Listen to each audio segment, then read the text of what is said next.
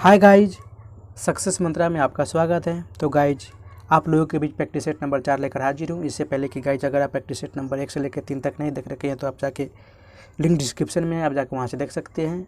एवं प्लेलिस्ट में मैंने ऑलरेडी वीडियो डाल दिया हूँ, आप जाके वहाँ से भी देख सकते हैं। गाइज, अगर आप इस चैनल पर पहली बार विजिट कर रहे हैं तो चैनल को सब्सक्राइब कर दीजिए एवं बेल आइकन को दबा दीजिए ताकि जब भी मैं ऐसी वीडियो अपलोड करूँ तो सबसे पहले नोटिफिकेशन आपके पास पहुँचे।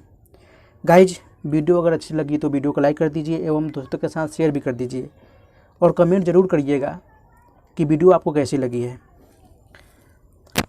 तो चलते हैं पहला प्रश्न पे आपके फ़ोन स्क्रीन पे, जो बोल रहा है कि कौन सा हाइड्रोकार्बन मुख्य रूप से गोबर गैस में उपस्थित होता है। तो वो होता है मीथेन CH4, जिसका सूत्र होता है ऑप्शन सी इसका सही उत्तर हो जाएगा। वही ब्यूटेन का होता है C4H10, प्रोपेन का होता है C3H8 एवं मीथेन का होता है C2H6।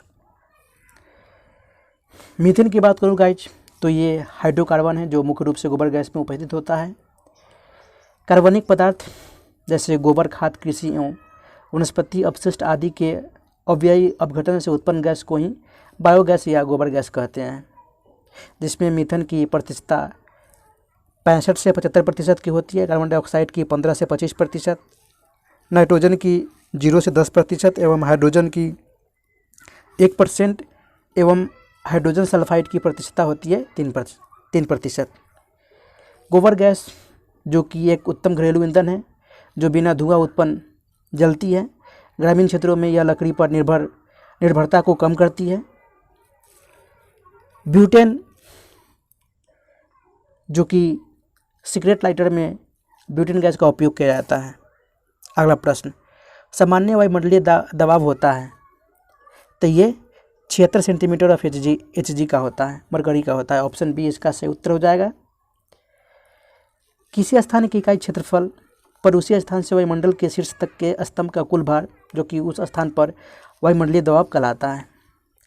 वायुमंडलीय दाब का पृथ्वी की सतह से ऊंचाई बढ़ने पर कम होता है। वायुमंडलीय दाब जो कि बैरोमीटर के द्वारा मापा जाता है। 1 ATM बराबर होता है 760 mm ऑफ Hg, या इसे ऐसे भी बोल सकते हैं 1 ATM बराबर 76 सेंटीमीटर ऑफ Hg। अगला प्रश्न, एक सरल लोलक की समावधि होती है तो ये किसी स्थान पर G के मान के वर्गमूल के व्युत क्रमानुपाती होती है। ऑप्शन बी इसका सही उत्तर हो जाएगा। एक भारहीन व लंबाई में न बढ़ने वाली डोरी के निचले किसी पदार्थ के किसी गोल पर परंतु भारी कण को लटकाकर डोरी को किसी दृढ़ आधार में लटका दे, इसी समायोजन को हम सरलोलक कहते हैं। एवं आवर्तकाल का फॉर्मूला होता है सरल लोलक का आवर्तकाल बराबर होता है 2 पाई √L/G, जो कि L यहाँ पे है लोलक की लंबाई एवं G है गुरुत्वीय बल। आवर्तकाल लोलक जो कि द्रव्यमान पर निर्भर नहीं करता। किसी लोलक घड़ी को पृथ्वी तल से ऊपर या नीचे ले जाने पर घड़ी का आवर्तकाल T बढ़ जाता है, क्योंकि पृथ्वी तल से ऊपर या नीचे जाने पर G का मान कम होता है। अगला प्रश्न, बर्फ पर चलते हुए किसी व्यक्ति को फिसलने से बचने के लिए छोटे कदम रखने चाहिए, क्योंकि छोटे कदम डैश को सुनिश्चित करता है, तो ये छोटे घर्षण को सुनिश्चित करता है। ऑप्शन डी इसका सही उत्तर हो जाएगा। अगला प्रश्न, पार्थेनोकॉर्पिक फल का उत्पादन निम्न के प्रयोगों द्वारा नहीं किया जा सकता, तो ये ABA के प्रयोगों द्वारा नहीं किया जा सकता। ऑप्शन बी इसका सही उत्तर हो जाएगा। पार्थेनोकॉर्पिक बिना निषेचन के बीज रहित फलों के उत्पादन की प्रक्रिया है। पार्थेनोकॉर्पिक फल के उत्पादन के लिए विभिन्न फाइटोहार्मोन का उपयोग किया जाता है। अगला प्रश्न, एल्कीन के लिए सामान्य सूत्र कौन सा है। तो ये है CnH2n। ऑप्शन सी इसका सही उत्तर हो जाएगा, जबकि एल्काइन का हो जाएगा CnH2n।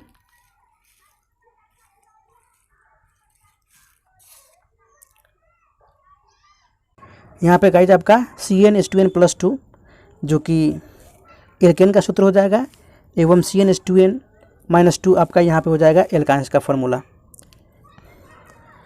वैसे एल्किन की बात करूँ तो CnH2n जो कि इनमें 2 कार्बन परमाणुओं के बीच द्विबंधन जो कि डबल बॉन्ड होता है, उन्हें हम एथिलीन समूह का हाइड्रोकार्बन या एल्किन कहते हैं। अगला प्रश्न, बोल रहा है कि बोर के सिद्धांत के अनुसार 5वीं कक्षा में एक इलेक्ट्रॉन के लिए कोणीय संवेग होगा, तो ये 2.5 h/पाई होगा। ऑप्शन ए इसका सही उत्तर होगा। कोणीय संवेग जिसका फार्मूला होता है NH/2 इसमें आप n का मान 5 डालने पर आपका कोणीय संवेग 2.5 h/पाई के बराबर हो जाएगा। अगला प्रश्न बोल रहा है कि C ट्रिपल बॉन्ड C जो कि त्रिआबंध बोल रहा है में निम्न की साझेदारी शेयरिंग होती है, तो इसमें 6 इलेक्ट्रॉनों की साझेदारी होती है। ऑप्शन ए इसका सही उत्तर हो जाएगा, क्योंकि इसमें दोनों कार्बन परमाणु 3 इलेक्ट्रॉन युग्मों का साझा करके त्रिआबंध बनाते हैं। अगला प्रश्न, पीलिया मुख्य रूप से डैश को संक्रमित करता है, तो ये यकृत को, लीवर को संक्रमित करता है। ऑप्शन ए इसका सही उत्तर हो जाएगा, जो कि ये दूषित पानी से फैलता है। आंत की बात करूं तो ये टाइफाइड रोग से मुख्यतः आंत प्रभावित होता है। अगला प्रश्न, निम्नलिखित में से कौन सी मृदा का पीएच स्तर एक क्षारीय मृदा को दर्शाता है, तो है 8.5%। ऑप्शन बी इसका सही उत्तर हो जाएगा। मृदा के पीएच मान को बढ़ाने के लिए आमतौर पर चूना पत्थर को आम्लिक मृदा में मिलाया जाता है। अगला प्रश्न, निम्नलिखित में से कौन सा तत्व पौधे द्वारा उनके सामान्य स्वस्थ विकास के लिए आवश्यक नहीं है, तो है पीबी लेड, जबकि आयरन मैग्नीशियम कैल्शियम है, लेड नहीं हो सकता। ऑप्शन ए इसका सही उत्तर हो जाएगा। वैसे पौधे के वृद्धि के लिए 7 आवश्यक तत्वों की आवश्यकता होती है, जो कि 2 रूप के तत्व पाए जाते हैं, दीर्घ पोषक तत्व एवं लघु मात्रिक पोषक तत्व। दीर्घ पोषक तत्वों में आपके आ जाएंगे carbon, hydrogen, oxygen, nitrogen, phosphorus, potassium, magnesium, calcium तथा सल्फर। वही लघु मात्रिक तत्वों में आ जाएंगे लोहा, जस्ता, तांबा, निकेल, मैंगनीज, बोरोन, मोलिब्डेनम एवं तथा क्लोरीन। अगला प्रश्न, मस्तिष्क का सबसे बड़ा भाग कौन सा होता है, तो होता है प्रमस्तिष्क। ऑप्शन बी इसका सही उत्तर हो जाएगा, जिसे हम बोलते हैं सेरिब्रम। प्रमस्तिष्क जो कि संपूर्ण मस्तिष्क का लगभग 2/3 हिस्सा होता है एवं यह मस्तिष्क के शीर्ष पार्श्व तथा पक्ष भागों को ढके रहता है। सेरिब्रम की बात करूं तो ये सोचने समझने की शक्ति, स्मरण शक्ति, घृणा, प्रेम, भय, हर्ष, कष्ट, बुद्धि, चतुराई आदि जैसी क्रियाओं को नियंत्रण करने में इसका उपयोग, इसके नियंत्रण को ही सेरिब्रम द्वारा होता है। अनुमस्तिष्क की बात करूं तो ये पक्ष मस्तिष्क का भाग है और यह मृदा समन्वय, संतुलन, इच्छित पेशियों की गति का नियंत्रण करता है। मेडुला जो कि मज्जा, ये शरीर की अनैच्छिक क्रियाओं जो कि श्वास की लय, हृदय स्पंदन, चिकना, हिचकी आदि का नियंत्रण करता है। पोन्स जो कि तंत्रिका तंतुओं से निर्मित पोन्स वेरुलाई मेडुला के अनुभाग में अग्रभाग में स्थित है एवं यह श्वसन को नियंत्रित करता है। अगला प्रश्न, फलों की परिपक्वता को मापने के लिए प्रयुक्त होने वाला यंत्र कौन सा है, तो है पेनिट्रोमीटर। ऑप्शन ए इसका सही उत्तर हो जाएगा। बैरोमीटर तो ये वायुमंडलीय दाब को मापन में इसका उपयोग किया जाता है। एनीमोमीटर जो कि हवा की गति के मापन में इसका उपयोग किया जाता है एवं फ्लोरोमीटर जो कि स्पेक्ट्रम मापदंडों में इसका उपयोग किया जाता है, मापन में इसका उपयोग किया जाता है। अगला प्रश्न, फास्फोरस का प्रमुख कार्य डस्ट के निर्माण में है, तो ये कोशिका झिल्ली में इसका उपयोग किया जाता है। ऑप्शन डी इसका सही उत्तर हो जाएगा, कोशिका झिल्ली के निर्माण में है। फास्फोरस जो कि शरीर में कार्बोहाइड्रेट और उपापचय की क्रिया को भी नियंत्रित करता है। धातुओं और हड्डियों को पुनर्निर्माण में फास्फोरस का महत्वपूर्ण योगदान रहता है। अगला प्रश्न, किरचॉफ का प्रथम एवं द्वितीय नियम क्रमशः किसका संरक्षण दर्शाते हैं, तो ये आवेश एवं ऊर्जा का संरक्षण दर्शाते हैं। ऑप्शन बी इसका सही उत्तर हो जाएगा। अगला प्रश्न, अणुओं में गैस में अणु की गति होती है, तो ये त्रिविमीय होती है। ऑप्शन सी इसका सही उत्तर हो जाएगा। एक आदर्श गैस के निरपेक्ष तापमान का वर्गमूल उसके अणु के वर्ग माध्य वर्ग के सीधे अनुपातिक होता है। अगला प्रश्न, जड़त्व आघूर्ण निर्भर करता है, तो ये घूर्णन अक्ष की स्थिति और द्रव्यमान वितरण पर निर्भर करता है। ऑप्शन डी इसका सही उत्तर हो जाएगा। कोणीय त्वरण का विरोध करने के लिए निकाय की प्रवृत्ति को व्यक्त करने वाली राशि को ही जड़त्वाघूर्ण कहते हैं। द्रव्यमान के लिए जड़त्वाघूर्ण द्रव्यमान और घूर्णन अक्ष की लंबवत दूरी के वर्ग का गुणनफल है,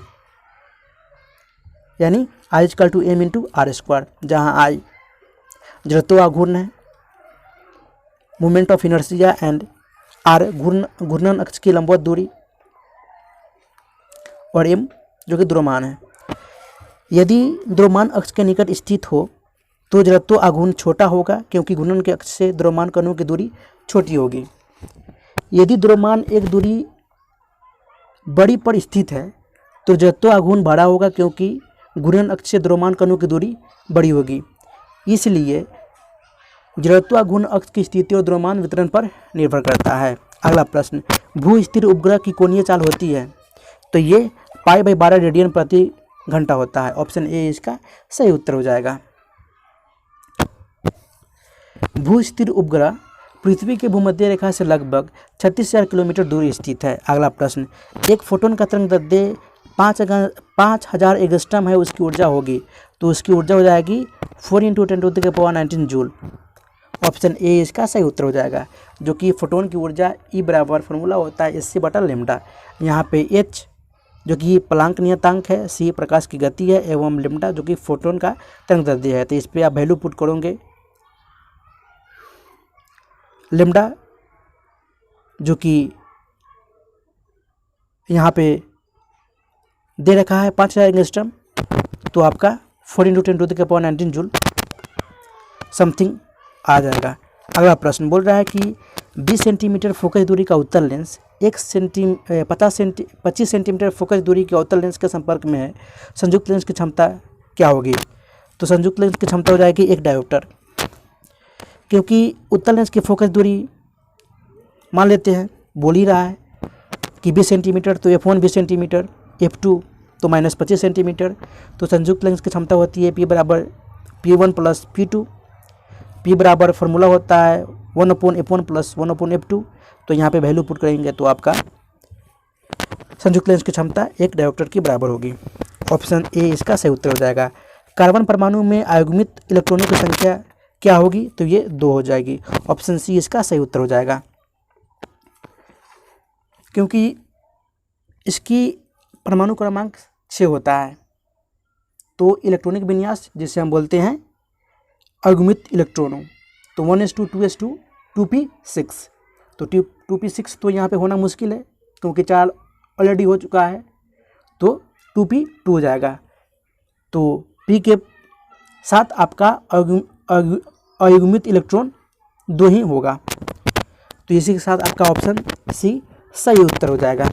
अगला प्रश्न, निम्न में से किसके लिए आयनन विभव न्यूनतम है? तो ये क्षार धातुओं के लिए आयनन विभव न्यूनतम है। ऑप्शन सी इसका सही उत्तर हो जाएगा।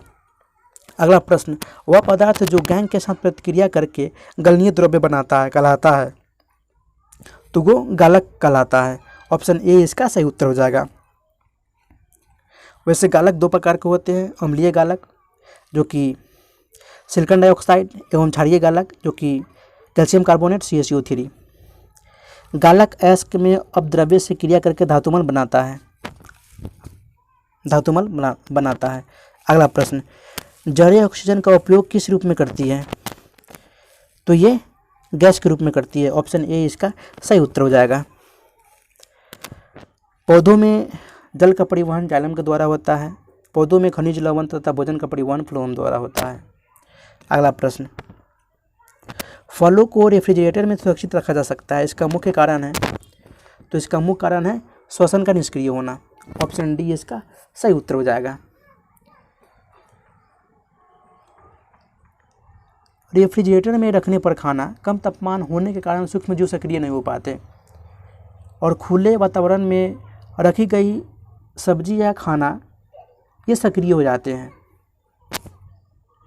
अगला प्रश्न, जो कि बोल रहा है कि नीचे दिए गए कथन पर विचार करें और बताएं कि निम्नलिखित में से कौन सी धारणा या धारणा इस कथन में निहित है। तो बोल रहा है कि मुंबई से बेंगलुरु पहुंचने के लिए हवाई जहाज़ से यात्रा करे। तो बेंगलुरु और मुंबई हवाई जहाज़ से जुड़े हुए हैं। ये तो धरना या धरना कथन में निहित है, लेकिन बेंगलुरु से मुंबई जाने का कोई अन्य साधन नहीं है, तो इसका कोई जिक्र नहीं किया जा रहा है। तो इसी के साथ आपका ऑप्शन ए जो कि एक निहित है, ऑप्शन ए इसका सही उत्तर हो जाएगा। अगला प्रश्न बोल रहा है कि अगला प्रश्न देखते हैं गाइस, यहाँ पे निम्नलिखित प्रश्न में दिए गए विकल्पों में से विषम शब्द को चुनिए। तो विषम शब्द बोल रहा है जीभ, कान, नाक, पैर।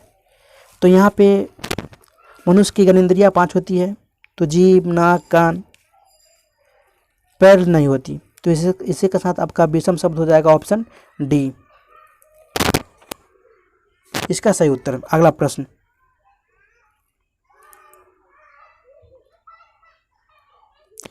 बोल रहा है कि निम्नलिखित प्रश्न में दिए गए विकल्पों में से संबंधित शब्द को चुनिए। तो समय को सेकंड में व्यक्त किया जा सकता है, उसी तरह दूरी को किलोमीटर में व्यक्त किया जाता है।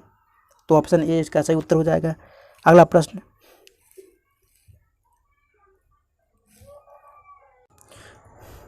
बोल रहा है कि वर्ष के दौरान भूमि के एक टुकड़े पर एक से अधिक फसल उगाने की प्रक्रिया को डैश के रूप में जाना जाता है। तो इसे हम बोलते हैं एकाधिक सस्यावर्तन। ऑप्शन बी इसका सही उत्तर हो जाएगा।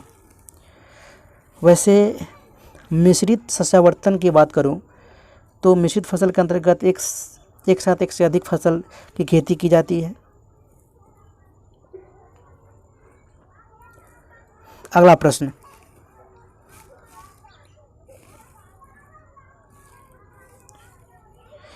सिंधु घाटी सभ्यता के निम्नलिखित स्थानों में से कौन सा एक स्थान लूनी नदी किनारे अवस्थित है?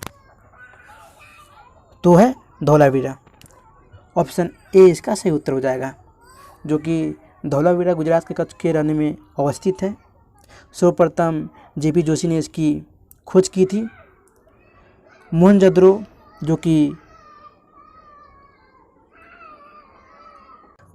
जो कि ये सिंधु नदी किनारे अवस्थित है। चन्हूदरो जो कि ये सिंधु नदी किनारे अवस्थित है, एवं हड़प्पा ये आपका रावी नदी किनारे अवस्थित है। अगला प्रश्न बोल रहा है कि भारत के ग्रामीण इलाकों के लिए प्रतिदिन प्रति व्यक्ति स्वीकृत औसत कैलोरी कितनी होती है? तो ये 2400 होती है। ऑप्शन डी इसका सही उत्तर हो जाएगा। अगला प्रश्न वंदे मातरम योजना की शुरुआत निम्नलिखित में से किस वर्ष हुई थी? तो ये 2004 ईस्वी में हुई थी। ऑप्शन बी इसका सही उत्तर हो जाएगा।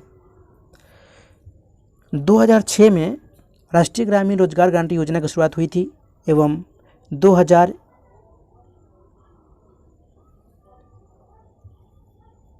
अगला प्रश्न गाइज अन्नपूर्णा योजना जो कि 2000 ईस्वी में इसकी शुरुआत की गई थी। अगला प्रश्न हम लोग नामक प्रसिद्ध पुस्तक किसने लिखी थी? तो ये नानी ए पालकीवाला ने लिखी थी। ऑप्शन बी इसका सही उत्तर हो जाएगा।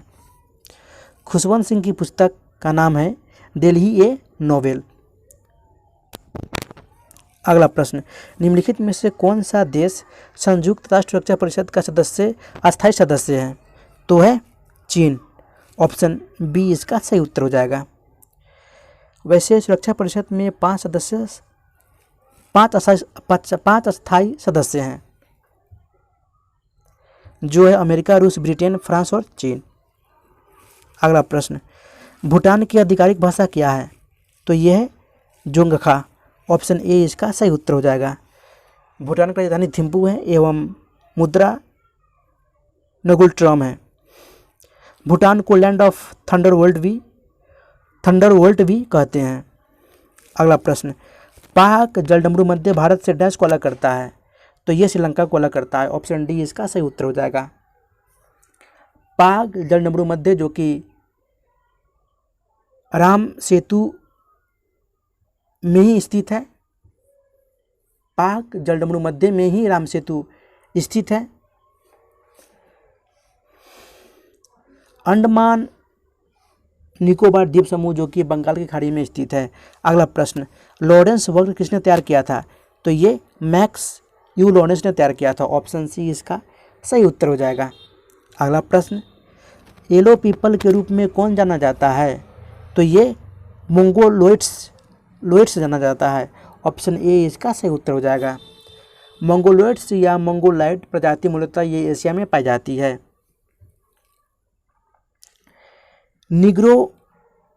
निग्रोइड्स ये प्रजाति जो कि काली प्रजाति को निग्रोइड्स प्रजाति कहते हैं।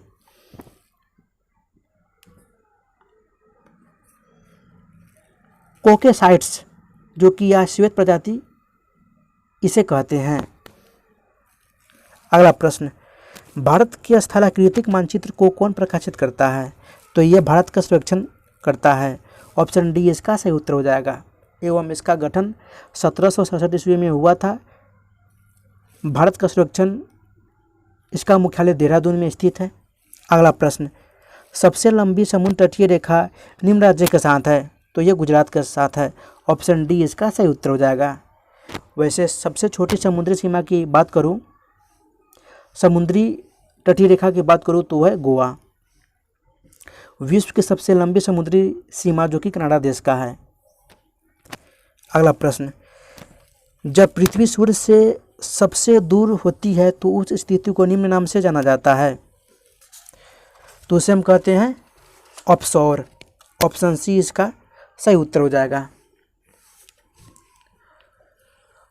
और जब पृथ्वी सूर्य के अधिकतम पास हो तो उसे हम बोलते हैं ऑफशोर।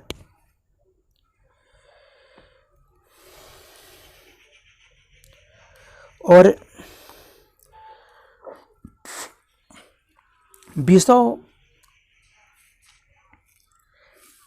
जो कि 21 मार्च और 23 सितंबर को समस्त विश्व में दिन और रात बराबर होते हैं, उस स्थिति को हम विषव कहते हैं। वैसे ऑफशोर की बात करूं तो पृथ्वी और सूर्य के बीच की दूरी 15.21 करोड़ किलोमीटर की होती है। एवं नज़दीकी की बात करूं, ऑफशोर की बात करूं तो पृथ्वी और सूर्य के बीच की दूरी 14.70 करोड़ किलोमीटर होती है। अगला प्रश्न जो कि बोल रहा है कि सूची 1 और सूची 2 के साथ चयन करें। तो सागौन जो कि ये मानसून वन क्षेत्र के वृक्ष हैं। चंदन कर्नाटक में उगाए जाते हैं। देवदार जम्मू कश्मीर में एवं महोगनी उष्णकटिबंधीय भूमि में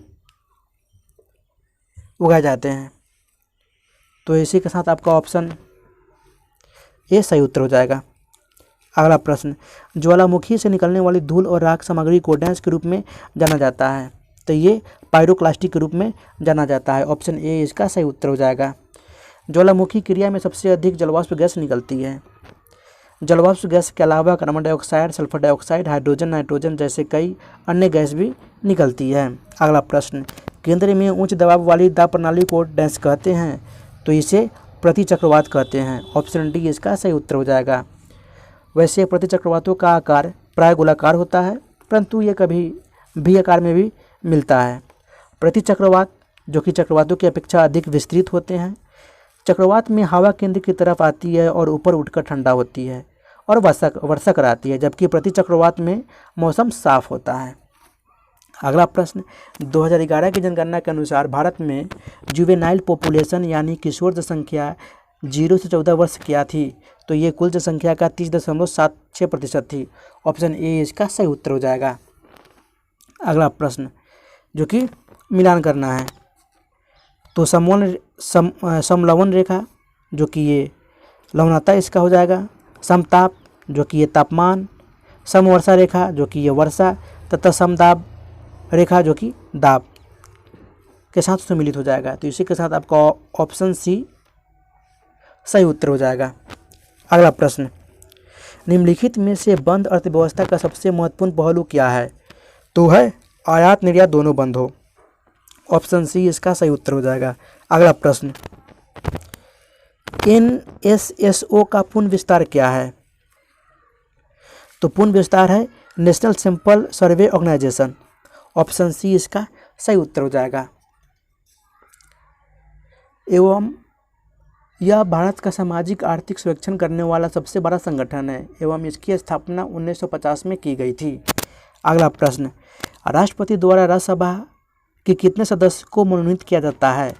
तो 12 सदस्यों को मनोनीत किया जाता है। ऑप्शन सी इसका सही उत्तर हो जाएगा। वो 12 सदस्यों को जो कला, साहित्य, विज्ञान, समाज सेवा के क्षेत्र में उत्कृष्ट हैं उन्हीं को मनोनीत किया जाता है। संसद जो कि उच्च सदन को राज्यसभा कहते हैं, संसद के उच्च सदन को राज्यसभा कहते हैं एवं इस सदन की अधिकतम संख्या 250 निर्धारित की गई है एवं राज्यसभा की सदस्यता के लिए न्यूनतम उम्र सीमा 30 वर्ष होती है। राज्यसभा एक अस्थायी सदन है जो कि भंग नहीं होते। अगला प्रश्न, निम्नलिखित में से कौन लोकसभा के प्रोटेम स्पीकर अध्यक्ष को पद और गोपनीयता की शपथ दिलाता है? तो वो दिलाते हैं राष्ट्रपति। ऑप्शन सी इसका सही उत्तर हो जाएगा। लोकसभा और राज्यसभा के अधिवेशन राष्ट्रपति के द्वारा ही बुलाए और सत्रावसान के लिए किए जाते हैं। लोकसभा की 2 बैठक जो कि 6 माह से अधिक का अंतर नहीं होना चाहिए। अगला प्रश्न, एक जाति एक धर्म मानव मात्र के लिए एक ईश्वर की शिक्षा किसने दिया था? तो दिए थे श्री नारायण गुरु। ऑप्शन बी इसका सही उत्तर हो जाएगा। राजा राम मोहन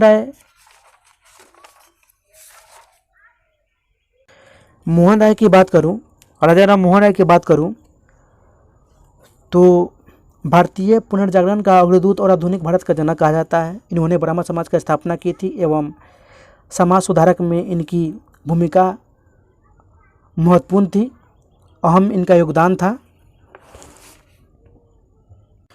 अगला प्रश्न, निम्नलिखित में से कौन सी दृश्य भूमि ज्वालामुखीय क्रिया द्वारा निर्मित नहीं है?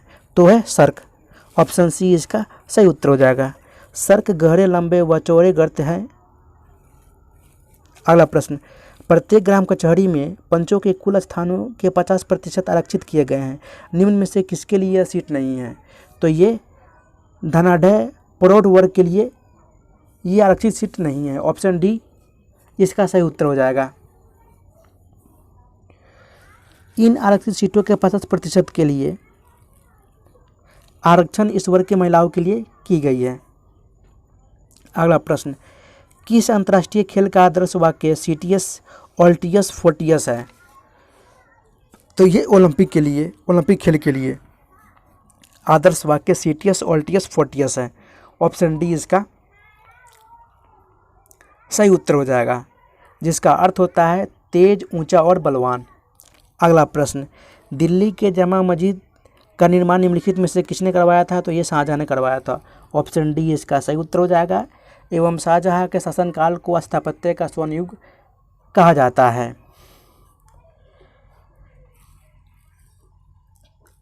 फतेहपुर सीकरी को राजधानी अकबर ने 1571 ईस्वी में बनाया था। अकबर का मकबरा जो कि जहांगीर ने निर्माण करवाया था। कुतुबुद्दीन मीनार की नींव जो कि कुतुबुद्दीन ऐबक ने डाली थी। अगला प्रश्न, ग्रैमी पुरस्कार निम्नलिखित में से किस क्षेत्र में दिया जाता है? तो ये संगीत के क्षेत्र में दिया जाता है। ऑप्शन ए इसका सही उत्तर हो जाएगा। एवं पत्रकारिता आपका ये पुलित्जर पुरस्कार के क्षेत्र में दिया जाता है। ग्रैमी पुरस्कार की बात करूं तो इसकी स्थापना 1958 में की गई थी। अगला प्रश्न, आधिकारिक तौर पर संयुक्त राष्ट्र संघ किस वर्ष अस्तित्व में आया था? तो ये 1945 में अस्तित्व में आया था। एवं संयुक्त राष्ट्र संघ के 6 अंग होते हैं: महासभा, सुरक्षा परिषद, आर्थिक और सामाजिक परिषद, प्रन्यास परिषद, अंतर्राष्ट्रीय न्यायालय तथा सचिवालय। अगला प्रश्न, पाकिस्तान के पहले प्रधानमंत्री कौन थे? तो वो थे लियाकत अली खान। ऑप्शन बी इसका सही उत्तर हो जाएगा। एवं पाकिस्तान के पहले गवर्नर जनरल थे मोहम्मद अली जिन्ना। पाकिस्तान का राष्ट्रपति था अयूब खान। एवं शिमला समझौता के बाद 1972 में राष्ट्रपति था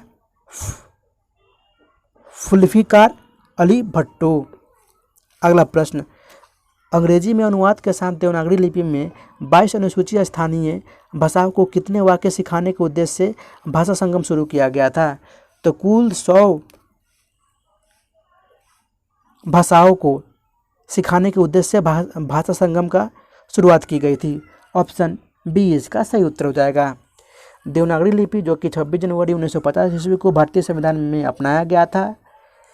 संविधान के अनुच्छेद 343 के तहत देवनागरी लिपि में लिखी गई हिंदी को भारत की आधिकारिक भाषा के रूप में अपनाया गया था। अगला प्रश्न, निम्नलिखित में से किस शैली के भारतीय शास्त्रीय नृत्य में भगवान कृष्ण से संबंधित प्रसंग थीम शामिल नहीं होते? तो मोहिनी अट्टम शास्त्रीय नृत्य में भगवान कृष्ण से संबंधित प्रसंग शामिल नहीं होते। ऑप्शन सी इसका सही उत्तर हो जाएगा, क्योंकि यह केरल का प्रमुख शास्त्रीय नृत्य है।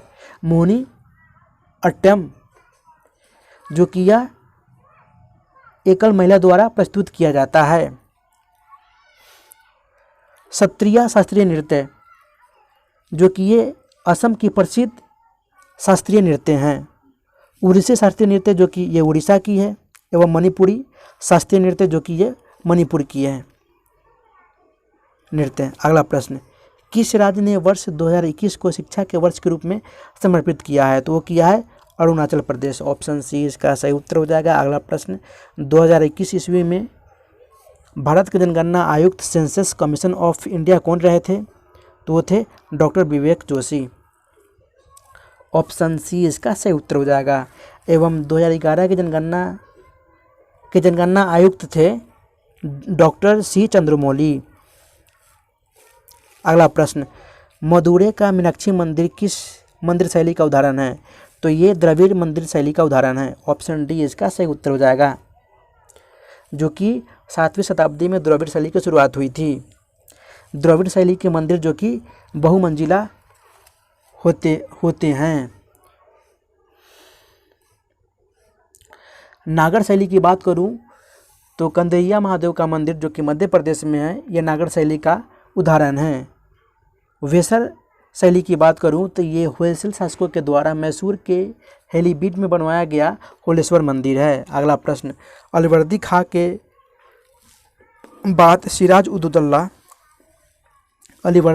बाद सिराजुद्दौला किस वर्ष बंगाल का नवाब बना था? तो ये 1756 ईस्वी में बंगाल का नवाब बना था। ऑप्शन ए इसका सही उत्तर हो जाएगा। अगला प्रश्न, इसरो ने नौलिक मैसेजिंग सेवा के अनुसंधान एवं विकास को सशक्त बनाने के लिए इनमें से किस कंपनी के साथ समझौता किया है? तो ये ओप्पो के साथ समझौता किया है। ऑप्शन ए इसका सही उत्तर हो जाएगा। अगला प्रश्न, निम्नलिखित में से कौन सा विकल्प राजनीतिक दलों और उनके गठन वर्ष के संबंध में सम्मिलित नहीं है? तो Bahujan Samajwadi party. Option B जिसका गठन 1990 में नहीं बल्कि 1984 में हुआ था। ऑप्शन बी सही उत्तर हो जाएगा। वैसे वर्तमान में राष्ट्रीय राजनीतिक दल 8 हैं। भारतीय जनता दल बीजेपी 1980 में इसका गठन हुआ था। बहुजन समाज पार्टी जो कि 1984 में इसका गठन हुआ था। मार्क्सवादी कम्युनिस्ट पार्टी 1964 में इसका गठन हुआ था। भारतीय कम्युनिस्ट पार्टी 1925 में इसका गठन हुआ था। भारतीय राष्ट्रीय कांग्रेस पार्टी जो कि 1885 में इसका गठन हुआ था। राष्ट्रवादी कांग्रेस पार्टी 1999 में इसका गठन हुआ था। तृणमूल कांग्रेस पार्टी 1998 में इसका गठन हुआ था तथा नेशनल पीपुल्स पार्टी इसका गठन 2013 में हुआ था। अगला प्रश्न, भारत में पंचायती राज व्यवस्था का शिल्पी किसे कहा जाता है? तो ये बलवंत राय मेहता को कहा जाता है। ऑप्शन बी इसका सही उत्तर हो जाएगा। बलवंत राय मेहता ने ही पंचायती राज के त्रिस्तरीय प्रावधान को लागू करने की सिफारिश की थी एवं यह समिति 1957 में गठित की गई थी। अगला प्रश्न, दिसंबर 2021 ईस्वी में किसने जम्मू और कश्मीर में 1000 अटल टिंकरिंग लैब स्थापित करने की योजना बनाई थी? तो ये नीति आयोग के द्वारा योजना बनाई गई थी। ऑप्शन सी इसका सही उत्तर हो जाएगा। DRDO की बात करूं तो फुल नेम होता है defence research and development organisation. इसकी स्थापना 1958 में की गई थी। इसका मुख्यालय न्यू दिल्ली में है एवं चेयरमैन जी सतीश रेड्डी है। इसरो की बात करूं तो इसका फुल नेम होता है इंडियन स्पेस रिसर्च ऑर्गेनाइजेशन। इसकी स्थापना 15 अगस्त 1969 को हुई थी। इसका मुख्यालय बेंगलुरु में है एवं चेयरमैन एस सोमनाथ है। CSIR की बात करूं तो इसका फुल नेम होता है council of scientific and industrial research एवं इसका हेडक्वार्टर है न्यू दिल्ली। अगला प्रश्न, महात्मा गांधी ने किस वर्ष सांप्रदायिक हिंसा को रोकने के लिए नोआखली और अन्य दंगा प्रभावित क्षेत्रों का दौरा किया था? तो ये 1946 में दौरा किए थे। ऑप्शन बी इसका सही उत्तर हो जाएगा, जो कि नोआखली बांग्लादेश में स्थित है। 1916 में होम रूल की स्थापना की गई थी बाल गंगाधर तिलक के नेतृत्व में। अगला प्रश्न, दुनिया का सबसे शक्तिशाली सुपर कंप्यूटर फ्रंटियर किस देश ने बनाया है? तो ये जापान ने बनाया है। ऑप्शन ए इसका सही उत्तर हो जाएगा। अगला प्रश्न, भारत की पहली लिथियम रिफाइनरी कहाँ स्थापित की जाएगी? तो ये झारखंड में स्थापित की जाएगी। ऑप्शन डी इसका सही उत्तर हो जाएगा। अगला प्रश्न, जनगणना अधिनियम सेंसस एक्ट किस वर्ष में अधिनियमित किया गया था? तो ये 1948 में अधिनियमित किया गया था। ऑप्शन डी इसका सही उत्तर हो जाएगा। अगला प्रश्न, स्वतंत्रता के बाद भारतीय राज्यों के गठन के संदर्भ में ऑपरेशन पोलो किस राज्य से संबंधित है? तो ये हैदराबाद से संबंधित है। ऑप्शन ए इसका सही उत्तर हो जाएगा। 13 सितंबर 1948 के ऑपरेशन पोलो के तहत ही भारतीय सैनिकों को हैदराबाद भेजा गया था। 26 अक्टूबर 1947 ईस्वी को राजा हरि सिंह ने विलय पत्र पर हस्ताक्षर किए थे। सिक्किम, जो कि सिक्किम का गठन 16 मई 1975 को हुआ था। अगला प्रश्न, निम्नलिखित में से कौन भारत की एक अनुसूचित भाषा नहीं है? तो है मुंडारी। ऑप्शन ए इसका सही उत्तर हो जाएगा।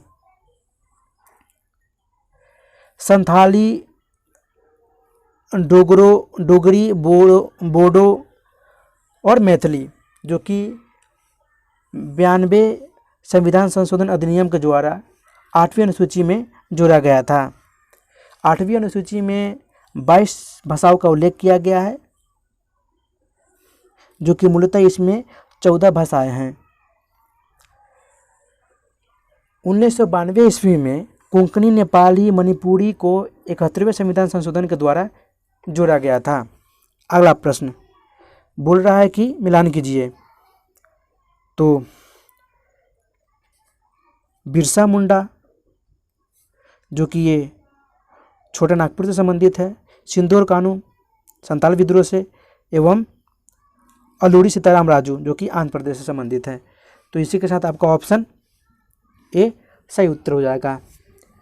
मुंडा विद्रोह, जो कि ये 1899 से 1900 ईस्वी के बीच हुआ था, एवं इसकी मृत्यु 9 जून 1900 ईस्वी में जेल में संदेशपात स्थिति में हत्या के कारण हो गई थी। संथाल विद्रोह, जो कि भारत का सबसे हिंसक जनजातीय विद्रोह था, एवं संथाल विद्रोह 30 जून 1856 को प्रारंभ हुआ था, एवं इसका नेतृत्व कर रहे थे सिंधु कान्हू, भैरव और चांद बंधुओं ने। अगला प्रश्न, उपभोक्ता संरक्षण विधेयक संसद के सदनों द्वारा किस वर्ष पारित किया गया था? तो ये 1986 ईस्वी में पारित किया गया था। ऑप्शन सी इसका सही उत्तर हो जाएगा। अगला प्रश्न, भारत की 2011 की जनगणना के अनुसार अनुसूचित जाति और अनुसूचित जनजाति देश की जनसंख्या के क्रमशः डैश और डैश थी। तो ये 16.6 तथा 8.6% थी। अनुसूचित जाति की प्रतिशतता 16.6 और अनुसूचित जनजाति की प्रतिशतता 8.6% थी। वैसे देश में अनुसूचित जातियों की संख्या लगभग 20.13 करोड़ है, जो देश की कुल जनसंख्या का 16.6% है। अगला प्रश्न, जो कि इस प्रैक्टिस सेट का लास्ट प्रश्न है। राज्य और उनके गठन वर्ष के निम्नलिखित युग्मों में कौन सा सही है? तो उत्तराखंड का गठन 2000 ईस्वी में हुआ था, सही है। एवं अरुणाचल प्रदेश का गठन 1987 ईस्वी में हुआ था, ये भी सही है। तो इसी के साथ आपका ऑप्शन सी सही उत्तर हो जाएगा। नागालैंड का गठन आपका 1972 में नहीं, 1 दिसंबर 1963 को हुआ था। राज्य पुनर्गठन आयोग के अध्यक्ष फजल अली थे, एवं इनके अन्य सदस्य भी थे हृदयनाथ कुंजरू और सरदार के एम पनिकर थे। तो गाइज शुरू से अंत तक इस वीडियो के साथ बने रहने के लिए आपको बहुत बहुत धन्यवाद। फिर मिलते हैं नेक्स्ट वीडियो में, तब तक के लिए goodbye, Jai Hind, take care of yourself.